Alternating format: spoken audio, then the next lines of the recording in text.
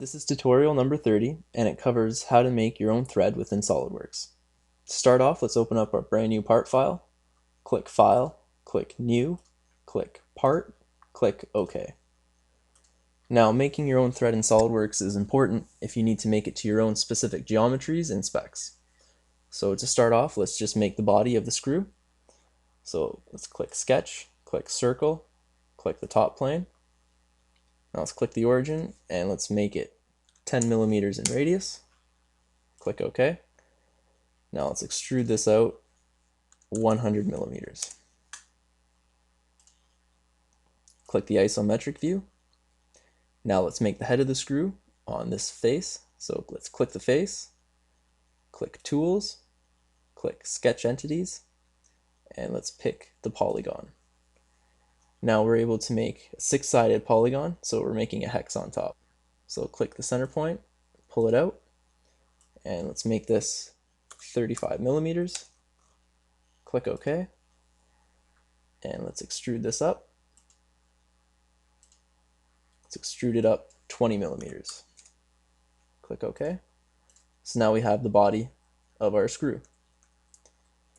Now we need to make a reference geometry on the bottom.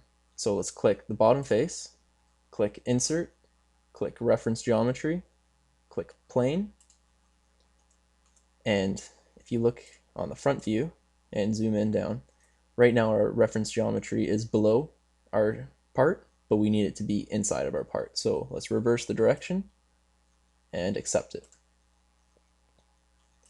Now let's zoom out. Now click Plane 1, click Sketch, click Sketch. Now go to the bottom of the screw and click the circle. Now click Convert, and now you can see that we've converted the bottom circle up to our plane that we've created. Now click Insert, Curve, Helical Spiral. Now let's look at the front view, and you can see our helical spiral that we're creating. So let's make the pitch 20, and let's make it go 4 revolutions. And the start angle, keep it at 0 degrees so that we can use the right plane. Click Accept. Now on the right plane, we're going to create a sketch that follows this helical curve all the way up.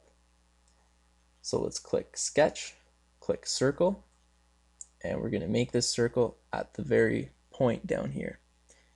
You're going to find the point once you have that coincident point with your pointer. So let's click it, and let's make the radius 3. Click OK. Now click OK. Now to cut the drawing that we just made to follow the helical curve, click Insert, click Cut, click Sweep. Now click the circle, click the path, and now it follows that path.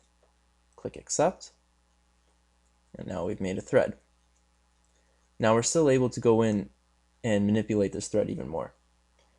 So let's open this up, and the helical spiral, click Edit Feature, and let's make the pitch 10, and let's increase the revolutions to 8.